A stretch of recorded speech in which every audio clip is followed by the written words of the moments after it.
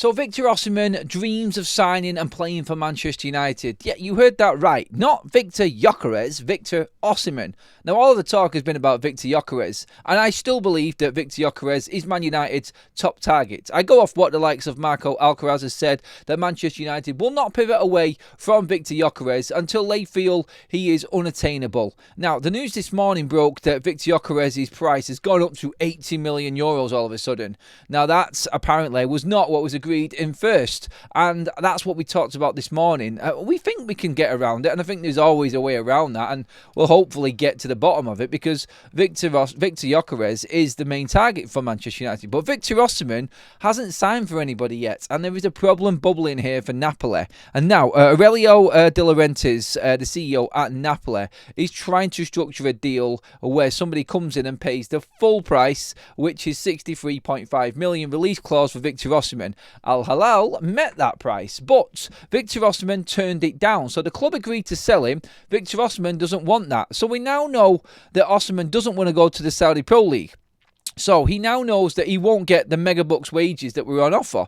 Several offers turned out from Osimhen. Now the report from Gazzetta dello Sport that's come out today is stating that Victor Osimhen now is looking at Manchester United, wants to move to Manchester United, feels like that's the right place, and it's his dream all of a sudden. I don't know if that's all of a sudden, I'm just going off what this report said, but I've not heard about any dream of Victor Osimhen's before in wanting to come to Manchester United. I'm just going through the reports and what's actually been said right now.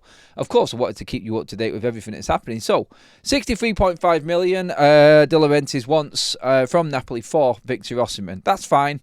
I don't think that's an unfair price for Victor Osimhen. I actually love the guy. I think he's a quality striker. I just always keep on trying to move myself away from Victor Osimhen being a reality for Manchester United at all. But these reports are actually saying that Manchester United are now trying to structure a deal to make this happen. And where they know they haven't got the right amount of cash available right now for this deal, there has always been interest in some Manchester United players in Italy that we're trying to get rid of ourselves. Now, one player that has been mentioned in this is Joshua Zirkzee all of a sudden. Now, remember the other day we talked about Rasmus Højlund to Inter Milan? There is also an appeal for Joshua Zirkzee over in Italy, and there has been a few reports about Joshua Zirkzee being up for sale if the right price came in. So this report from Italy today, this lunchtime, is that Manchester United are thinking of constructing a deal whereas Joshua Zirkzee is thrown in as part of the fee for Victor Osimhen. And when you think about it this way, you actually go, well, that actually makes sense for Manchester United, because that's another wage off the books and another player gone off their roster, and another player coming in who is actually going to be used more than what Joshua Zirkzee would. Because let's be honest, Joshua Zirkzee vying for one of them 10 positions is highly unlikely to get much game time this season. You could obviously try and push him into a number 9, but Ruben Amorim has already come out and said that Joshua Zirkzee is not a number 9. He needs the natural number 9. And if he can be sent across and maybe taken off like more than just over half of the price of Victor Osimhen, all of a sudden you've created a little bit of a gap in the wages there for him in terms of what Victor Osimhen is wanting for wages wise. And when you look at everything that's actually happening in this deal and what the potential of it is Osimhen has turned down the wages for Al Hilal. You could read that and say that he wants more money to go over there. I don't. If he's turned down 3 wage offers, then it can't be about the money, can it? Do you look at it that way and say it's not about the money, it's about where he wants to go? Don't forget, Napoli are the ones that agreed to him going to Al Hilal. He didn't. So he doesn't want to move to Saudi now. The options for him elsewhere are becoming thin on the ground, it would seem. And now all of a sudden, are we looking at the possibility of him now trying to manufacture a move to Europe because he wants to stay in one of the top European divisions? And could Manchester United step in? We've also heard that Victor Osimhen does not want or is necessarily looking or is a needs must to be in the Champions League, which United are not.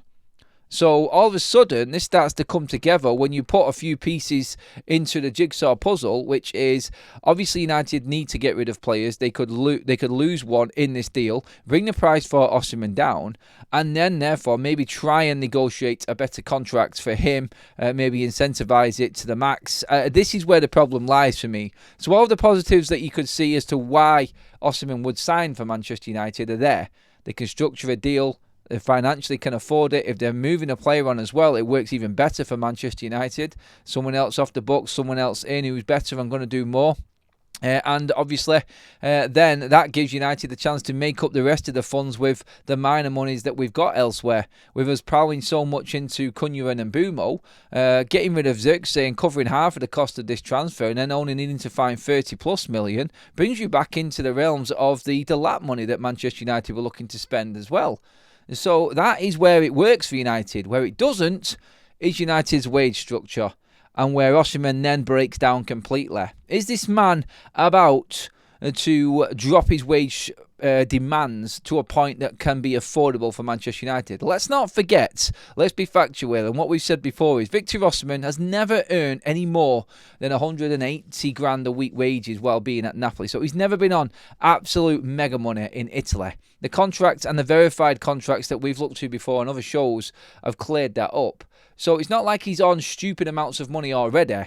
It's the demands that people are making up that he wants, and we don't know yet for certain. So until we know, never say never is what I say with this. I just feel like Manchester United would have to pay higher wages than what they would for any other striker to get Osimhen in. He's younger than Gyökeres as well. And obviously, I didn't see this. I didn't even put him into the reckoning, into Manchester United's thinking. I did a show this morning talking about Gyökeres still being the best option. And just to clarify, and just to make this very, very clear, Manchester United are all in on Victor Gyökeres. And the only reason that this story, I feel, is about is because of the situation where Napoli need to sell Osimhen this summer. And something I feel in the making of this is trying to be manipulated by the player on his side. If he keeps on saying no to other clubs that they're trying to sell him to, the price might come down. Napoli may have to do a different sort of deal, and maybe he gets to manufacture the move that he really wants to another team in Europe. Are his wage demands high, or are they just a rumour? We don't know, and we don't know is the answer to all of it. But he is available. He's got one more year left. Napoli have to sell. He's turned down Saudi. That's off the table. Who else in Europe is going to come forward for him now? I think this is where it's interesting, because not only does this bring United into the equation, but it also brings in other European clubs. But if Osimhen, he's saying no, no and no to everybody, and he really is a dream of his to play for Manchester United, maybe he's trying to push his way into Manchester United's thinking and reckoning right now with this. So let's see what comes of it. Obviously, I still feel like Gyökeres is Man United's number one target. I stand by that. I would prefer Gyökeres. I'm going to make that very clear, and I think United do as well. But while these stories are there, we'll talk about them and we'll bring them up, and we'll gauge your opinion on this, because I asked the question this morning: who else out there right now is on a par with Gyökeres for that type of money? Well, with the demands of Sporting wanting upwards of 67 to 70 million for Gyökeres, is 63.5 million for Victor Osimhen a better deal for a younger player by a year? I know it's splitting hairs a little bit there, but still, is that even something that we need to be thinking about right now? Get into the comments. Let me know what you think. Is it right for Manchester United to be moving for Osimhen rather than Gyökeres? What's your preferred option in all of this?